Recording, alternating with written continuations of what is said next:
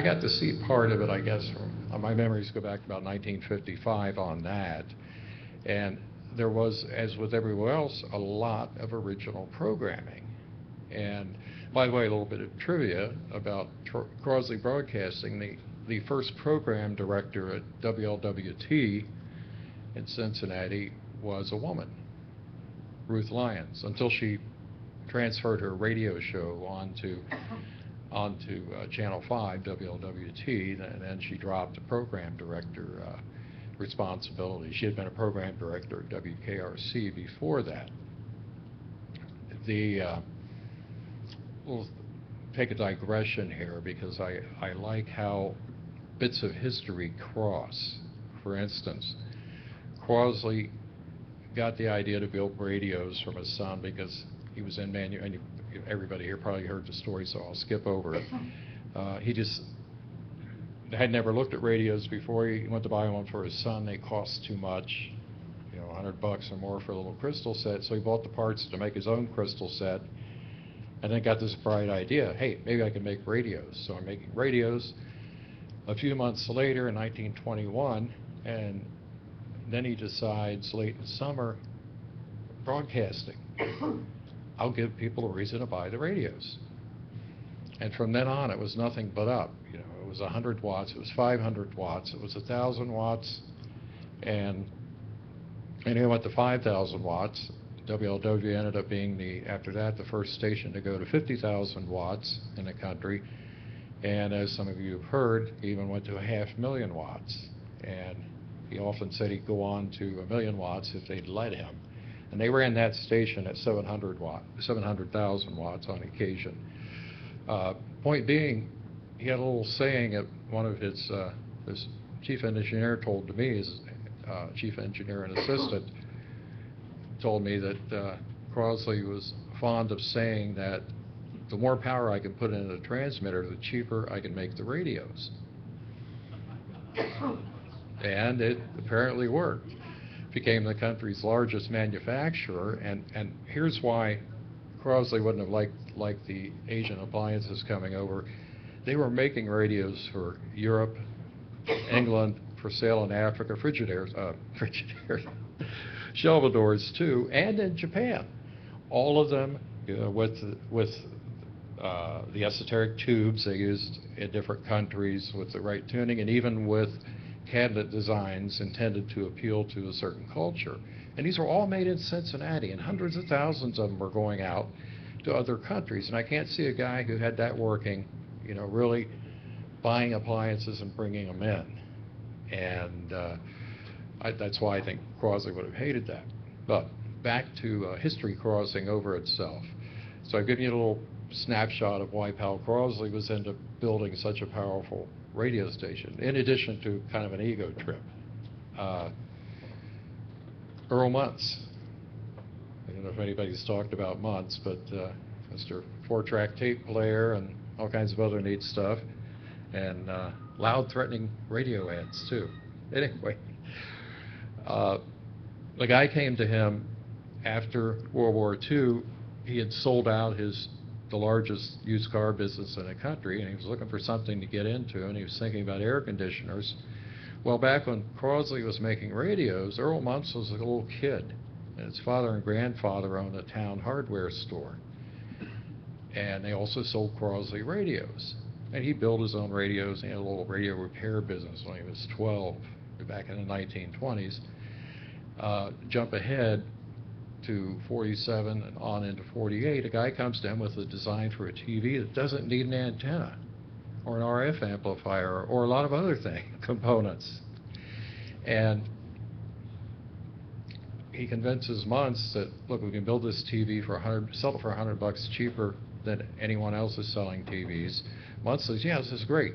And the engineer said, all you have to do is only sell them in the cities, because they don't work when they get far from the transmitter. And I think a lot of people bought Muntz TVs in the late 40s and early 50s before Muntz was ousted from the company and they started putting antennas in them. And they moved and found out their Muntz TV was a bargain, but it didn't work so well. And I thought, okay, he was just doing the reverse of Crosley. He couldn't put more power into the broadcast, so he moved the sets closer, in effect giving him more power. This is kind of a neat little observation in passing. Now, in '39, getting back to Crosley TV experiments, they were doing some broadcasting, but they really didn't fire up until 1948. They bought one camera from RCA, and the price, I always think of it in terms of you could buy 3 houses and 6 Crosleys for the price of this camera, which was $15,000 back then. And they had a lot of vaudeville type acts, again, I think like everybody else around the country, and local talents singing. And they couldn't think of a lot to do for a while other than, it was kind of like early radio. Well, we could provide music or singing, but there was not a lot of visual element to it until they got the idea of doing things like having Ramona scantily clad or in a tight sheath dress deliver the weather forecast, things like that. That's just kind of comical. And again, I think these things show up on local television everywhere you go. Crosley was I'm interested in this, and if any of you have anything, I've always wondered if Crosley ever appeared on television. His brother did, but Powell didn't. And Powell died in 1961, and he was a little preoccupied with the cars until '52 when they went under, and then he became a recluse and just sort of like went hunting and fishing a lot and traveled with Cincinnati Reds. And you've all heard of the Cincinnati Reds, and probably most of you, even if you didn't know about, well, everybody here knows Crosley radios and television, but most people, most places around the country, if you ask, or if you bring up the word Crosley, the best you're going to get is Crosley Field. Well, that's all most people recall of Crosley. It's true of a lot of people in Cincinnati. If you run into somebody like Tom with a car, they'll say, oh yeah, Crosley cars, and the radio people know. And when I was writing a book, I was really wondering why Crosley wasn't remembered. I mean, here's somebody who was selling literally millions of radios around the country in 1924. It was bigger than RCA. He had the world's most powerful radio station. And if you read the book, The Men Who Made Radio, which was a PBS Ken Burns documentary, Powell Crosley's half a line there. Powell Crosley, an auto dealer and auto manufacturer in Cincinnati, built a radio in his garage. Well, he didn't make cars, he wanted to, and he didn't build a radio in his garage, he built it in a shop where they were making auto accessories. And I thought, I'm going to go on a hunt. And this is like 5 years ago, and I got every book I could get my hands on of radio history. And Leonard Maltin's stuff, you know, about what most people like was remembering the stars of old radio and the technical stuff. Almost nobody remembers Crosley. And just in researching, I gave a lot of thought, and I picked up some facts. And I think there's a reason, well, a couple of reasons why. One is that his son died before he did. He got stung by a bee in Florida and had a reaction and died. As Powell Crosley III. His grandson, Powell Crosley IV, was overwrought with things and finally joined the Marines, and he got killed in Korea. There is today practicing surgery in Florida, but that was Powell's grandson's son. And in fact, there are 2 other Powell Crosley V's. One's in Australia, connected to the family. The reason that I mean, that's one reason that they didn't go on. Another reason the name didn't go on is because in 1956, Avco was getting their butts kicked in the appliance markets. And Powell Crosley had foreseen this. He said it's going to be a real dogfight after the war. Everybody's going to turn from war manufacturing into home appliance, that kind of thing. So Avco discontinued both Crosley and Bendix in 1956. I think they gave the employees less than a week's notice. So that line stops there. And finally, there's a question of all these history books. You know, why isn't he in there? I think Powell got glossed over after he was gone, and well, actually after he got out of the radio business, which goes back to the 40s. Thanks to David Sarnoff, Powell really pissed off pardon me, David Sarnoff a couple of times. Powell Crosley's the reason that the radio patent group was formed. He won the suit, well, I should say RCA lost the suit instigated against Crosley to, over the Armstrong patent. Crosley bought a company of his license to use the Armstrong patent and started turning out radios with the Armstrong circuit. So the patent pool kind of grew out of that lawsuit. They also had a couple of run-ins on the Hoover Commission before when radio was still under the Commerce Department, before the FRC, and here comes Powell Crosley in 1934 with the most powerful commercial radio station ever, before or since. I don't know if you want to count the Mexican radio station or the Russian RVI copy of the Crosley half-million watt transmitter, but Sarnoff did not participate in the opening of it. I think he sent a formal telegram of congratulations to WLW. And I think Sarnoff was known for revising history, especially his own. And he's a very egotistical man. That's why he wanted people to call him General. And therefore, I think he was capable of influencing the media insofar as he could, like magazines and books when the possibility came up. And I think all of these factors together are why nobody heard of Crosley. In 1976, this guy named Dixon, who was a radio, an appliance distributor in North Carolina, as I said, bought the rights to the name, but since then it's just nothing. So this is a book that had to exist. This is my 41st book, and I usually try to write books that I think need to exist, like I would have liked to have read a long time ago. So if any of you have any questions now or later, we'd be glad to talk to you. I have some books that are available at discount. And yes, sir. A couple of things that Crosley did, I wonder if you had covered in your books. One of them was called Icy Ball. Yeah. Okay. It was a stationary heat transfer device that Evaporative. Refrigerator, and I guess he sold quite a bit of those. Yeah. They had. The Exeter back. Yeah. Okay? Mm-hmm. The hair grows, the hair grew hair. That's right.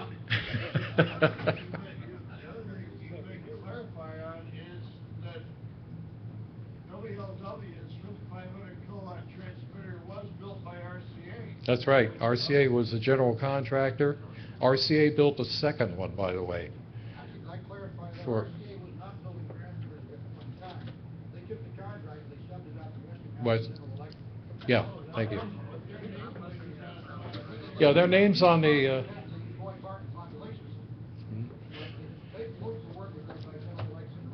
Their name, RCA, is on the transmitter serial number plate, serial number 1 for that series. But they did make a second one, and it got shipped to England, and they used it to masquerade as German stations from the south of England. At 500,000 watts or better, they could just tromp over the other stations and come on whenever they wanted. The Icy Ball was a non-electric refrigerator. Got some photos of that. The Exervac didn't work. That's true. If you look at pictures of Powell and Lewis, they're shy some hair, and they used it every morning. Even after they stopped making it, the FCC said they had to withdraw their advertising because they were making too large of a claim for it. I've seen them. It looks like a hairdryer, and you can sit there read your paper and put this thing on. There's one good ad with a guy smoking a cigarette and reading a newspaper. He's got this on his head. Yes, sir. Does that serial number 1 transmitter still exist? Yeah, in pieces. You can go to WLW's transmitter building and walk through parts of it, and there are these incredibly huge condensers, oil-filled. I think they'd be a hazard to try to move out of there, and also bits of it are at VOA. Yes, sir. Actually, I did a story about that for my sister publication, Radio World. Oh, great. And the current engineer there, Paul Jellison, several years ago did have the 2 modulation Yeah. They did a PCB contamination check. One of them was above limit, one was below. And they pulled this thing, spent a tremendous amount of money getting it out of the building, cutting an I-beam, taking everything out. And when they got it outside, somebody had the idea of pumping it. This oil had been pumped for 50, 60 years. So they pumped it, and the parts that were really contaminant level fell down below what was required. The damage was done, the transformer was gone. But then that equipment has been amazing. Also, another clarification too. The nameplate says serial number 1. It does not say transmitter. It says 500,000 watt amplifier. Mhm. Actually, it was not a Thank complete you. transmitter itself. It had to be driven. You had to take an RF drive signal out of the 50 kilowatt Western Electric and make this transmitter work. It was a modulator and an RF amplifier and a low-density power system. Those, yeah.